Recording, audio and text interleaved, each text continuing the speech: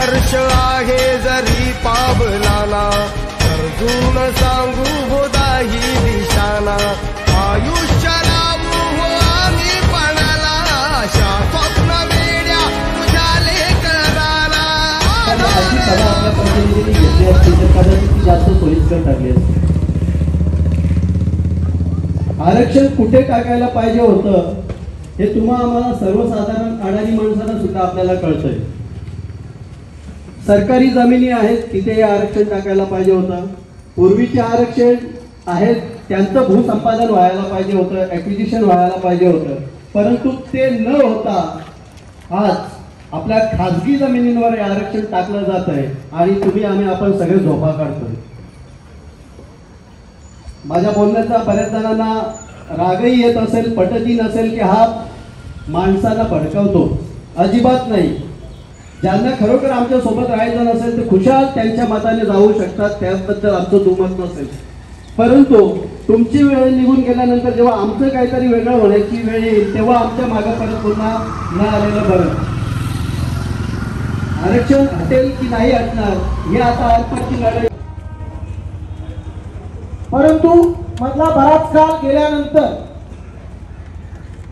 94 ते 96 या काळात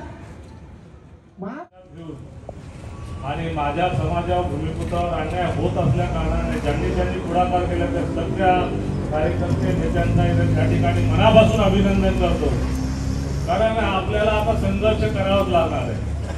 संघर्ष अशासाठी करावं लागतं का आपली मंडळी आता झोपा घेतात, फक्त इलेक्शनला येऊन मतं मागतात आणि मतदान झालं की आपल्याकडे दुर्लक्ष करतात, म्हणून अन्याय होतो.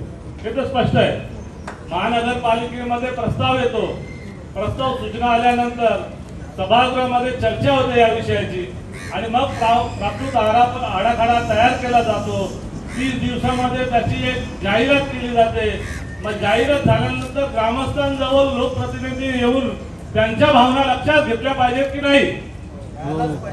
मग तो लोकसभेचा उमेदवार असू दे, विधानसभेचा असू दे, नाही तर नगरसेवक असू दे, मतदान तर तुमचं सगळेच घेतात ना.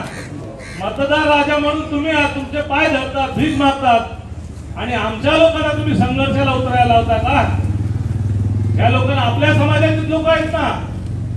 आपल्या लोकांनी आपल्याकडे दुर्लक्ष केल्यानंतर आपल्याला आपला हा पुढाकार घ्यावा लागता. अशा पवित्र मंदिरामध्ये आपल्याला सभा घ्यावी लागते.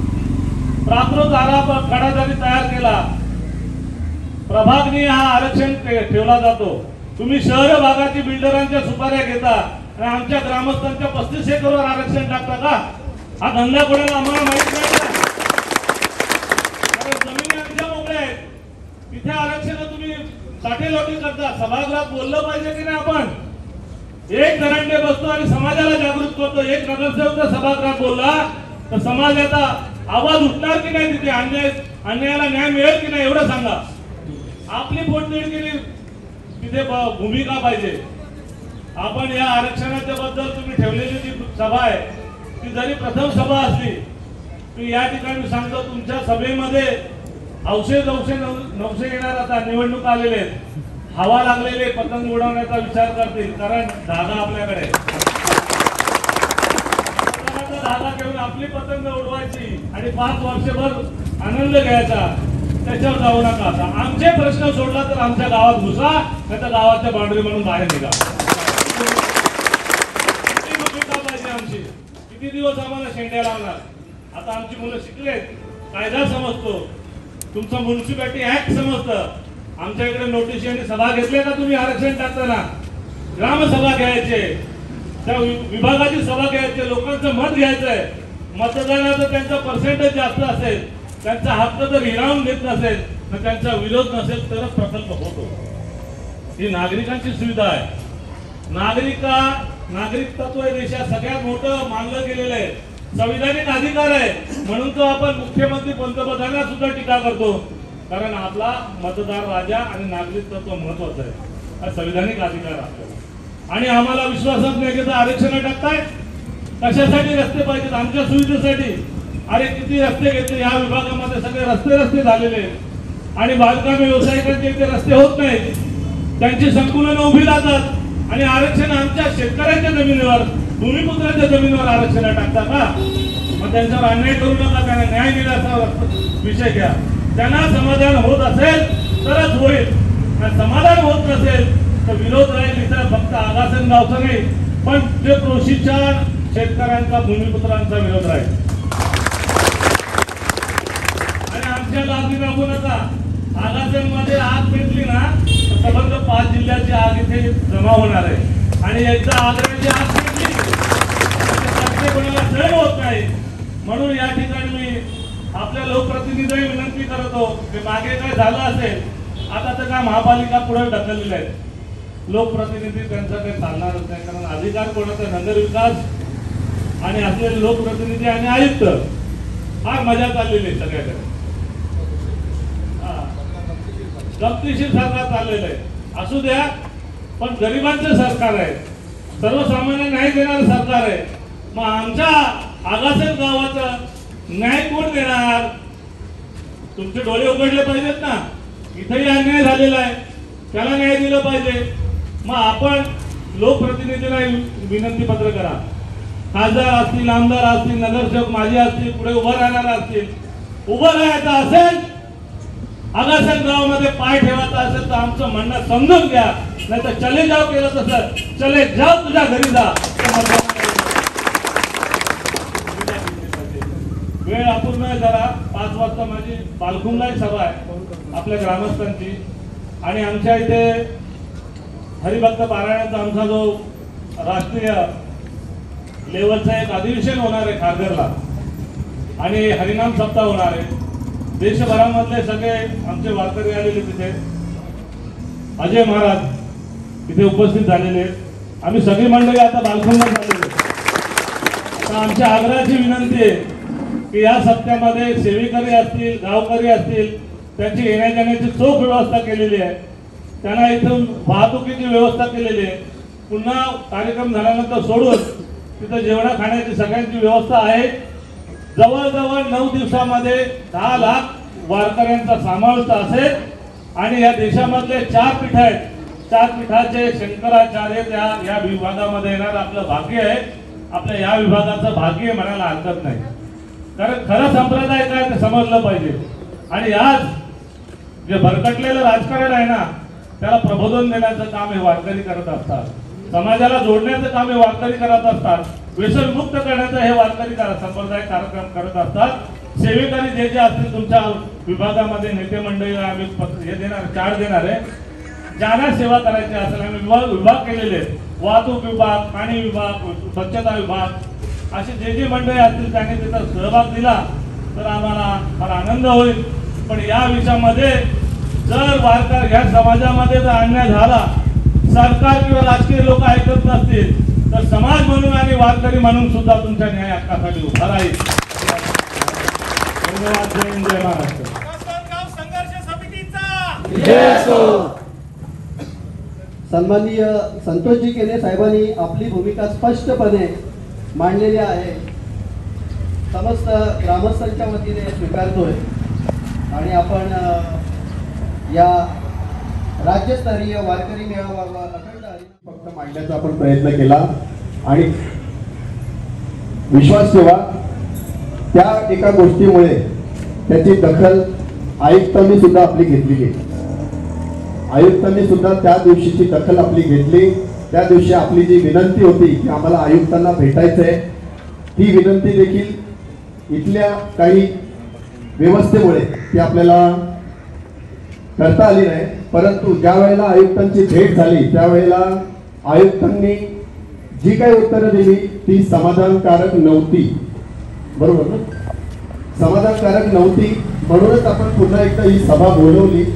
आणि या सभेमध्ये मला वाटतं उदय मुंडे, रोहिदास मुंडे आणि इतर सगळे गावकरी आणि आता केणे साहेब येऊन गेले, मधुकर माळी अनेक गावकरी, आणि आज तुम्ही सगळेजण त्या दिवशी जेवढे जण होतात त्याच्यापेक्षा 10 पटीने इथे हजर आहात.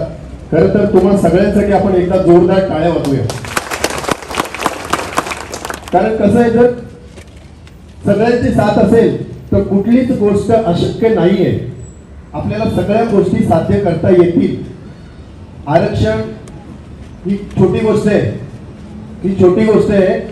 जर सगळ्यांची साथ असेल तर आरक्षण हटवल्याशिवाय आपण राहू नाही याची तुम्हाला मी या सभेमध्ये ग्वाही देतो. दुसरी गोष्ट अशी आहे की फक्त जसं मगाशी म्हटलं, आपण चौथीला असताना किंवा तिसरीला असतानाच आपल्याला माहिती आहे की व्यापारी म्हणून आले आणि राज्य करून गेले. तसंच उदय मुंडे जसं म्हटले की सुरुवात जर आपण करून दिली, एकदा हॉस्पिटल करायचं आहे या एका अनुषंगाने आपल्याला इमोशनल केलं जाते. लक्षात घ्या, हॉस्पिटलचा मुद्दा हा इमोशनल मुद्दा आहे, याला आपण कोणी विरोध करणार नाही अशी त्यांची धारणा होती.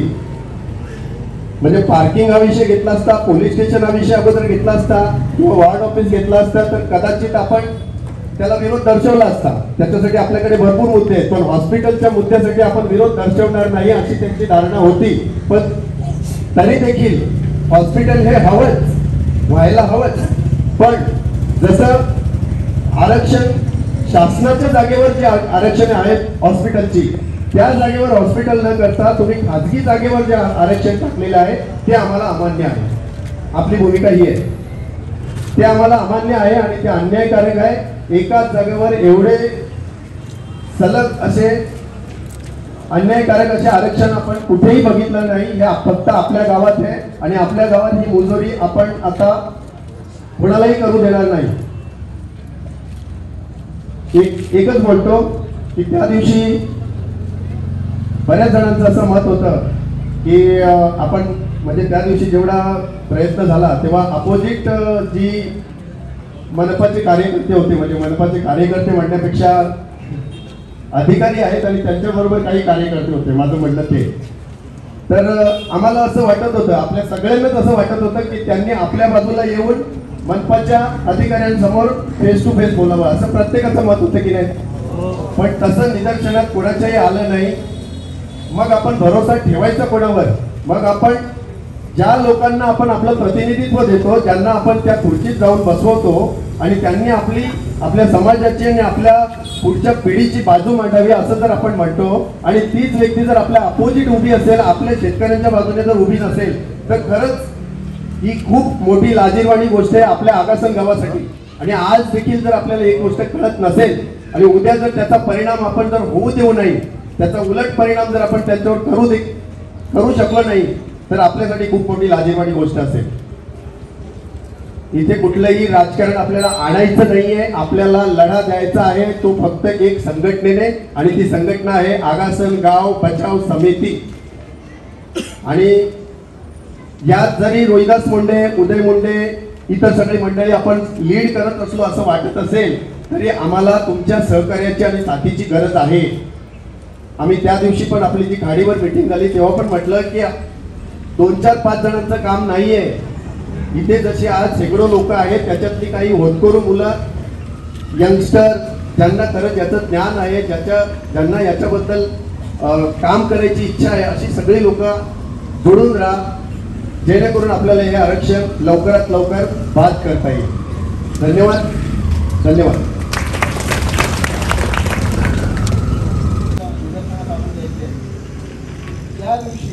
ज्या दिवशी महानगरपालिकेचे अधिकारी आणि पोलीस आले होते त्या दिवशी एक त्या सुभाषने घेतलेली भूमिका ही खरोखरच वाखाणण्याजोगी आहे. त्याबद्दल एका सगळ्यांनी त्याला पुढे असंच विरोध करण्यासाठी एक बळ मिळेल. काही कारणास्तव मलाही राहता आलं नाही आणि त्यामुळे मी राहू शकलो नाही. मला फोन येत होते पण आय एम सॉरी मी नाही राहू शकलो.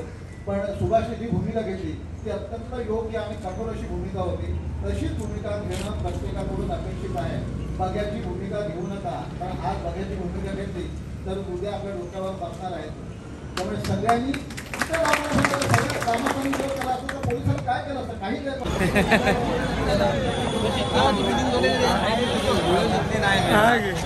शाळची होती.